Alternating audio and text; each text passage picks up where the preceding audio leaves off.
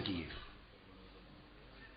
میری زندگی کا پہلا مناظرہ 8 گھنٹے کا تقبیل ابہامین کے موضوع پر ہوا تھا. زندگی کا پہلا مناظرہ. میں نوجوان تھا.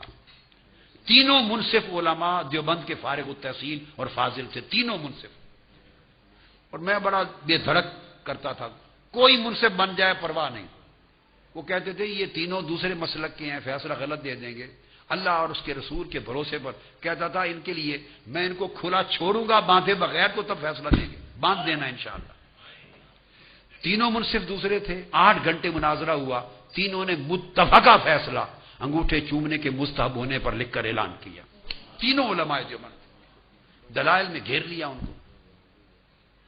تو میں نے اس لیے کہا کہ میں تو ہماری تو زندگی گزری ہے اس پر, لیکن اگر کوئی مجھ سے پوچھے کہ جو انگوٹھے نہیں چومتا تو کیا اس کو میں سنیت سے خارج کر سکتا ہوں؟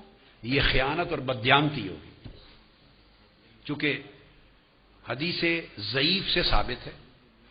حدیث یہ میں آپ کو بڑا حظ آئے گا اور کام آئے گی یہ طریقہ. میں 2 منٹ لگے گے, میں وہ مناظرے کا خلاصہ بتا دوں. ہوا بھی یہ, میں نے تینوں علماء کو کہا کہ میں نے ثابت کرنا ہے, انہوں نے ان مولانا نے انکار کرنا ہے. دونوں سے تحریری طور پر کیا ثابت کرنا ہے میں نے, مجھ سے بھی لے لیں. انہوں نے کیا ثابت کرنا ہے ان سے بھی لے لیں. تحریر بند رکھ لیں اور اس کے بعد سنا دیں اور پابند کر دیں. جو لکھ کے عقیدہ دے دیا یہی ثابت کرنا ہوگا. میں نے لکھ کے دیا کہ تقبیل ابہامین آقا علیہ السلام کے اسم پاک اور درود پاک پر یہ حدیث ضعیف سے ثابت ہے, اور حدیث ضعیف پر فضائل اعمال میں عمل کرنا مستحب ہے اور عند الاکثریہ جمہور مباح ہے.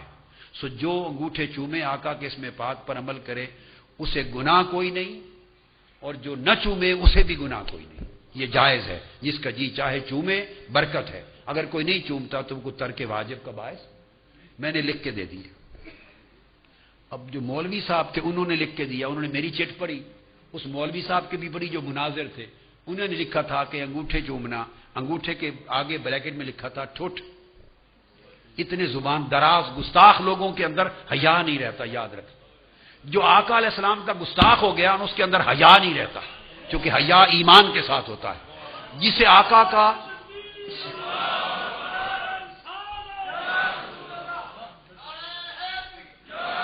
جسے آقا علیہ السلام کا حیا نہیں ہے اس میں ایمان تلاش کرنا بے وقوفی ہے. بے ایمان اور بے حیا ایک ہی شخص کے 2 عنوان ہیں. اس نے لکھا یہ چومنا بدعت ہے, حرام ہے, اس کا چومنے والا جہنمی ہے. اس نے یہ لکھا. اس کا پڑھ کے سنا دیا, پھر میرا پڑھ کے سنا دیا. جب اس نے میرا پڑھ کے سنایا تو مولوی صاحب وہیں گرم ہو گئے.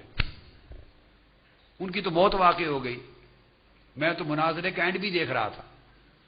بس اس کے بعد وہ کھڑے ہوئے, انہوں نے کہا کتابیں نکالی, یہ حدیث ضعیف ہے. میں نے روک دیا. میں نے کہا حدیث کا ضعیف ہونا یہ نزاعی مسئلہ ہی نہیں ہے, یہ مابین ہم دونوں کے ہاں متفقہ بات.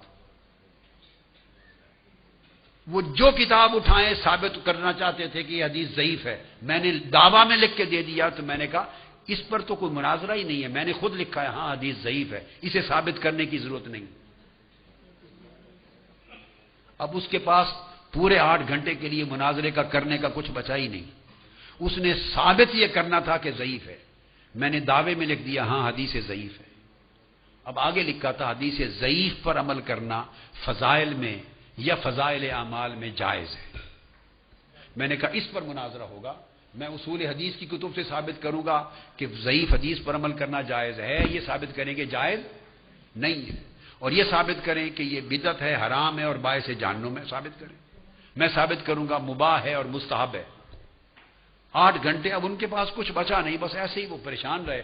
8 گھنٹے کے بعد وہ علماء جو ہی وہ حدیث کو ضعیف لکھتے میں کہتے یہ بحث نہیں. یہ 8 گھنٹے کے بعد انہوں نے متفقہ فیصلہ دے دیا ہمارے.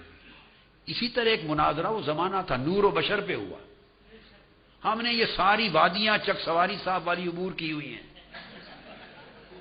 وہ لوگوں کو علم نہیں ہے. اب یہ ساری وادیاں عبور کر چکے ہیں, مگر جب عالمی سطح پر مسلک کی اشاعت کا کام شروع کیا تو لب و لہجہ اور رکھنا ہوتا.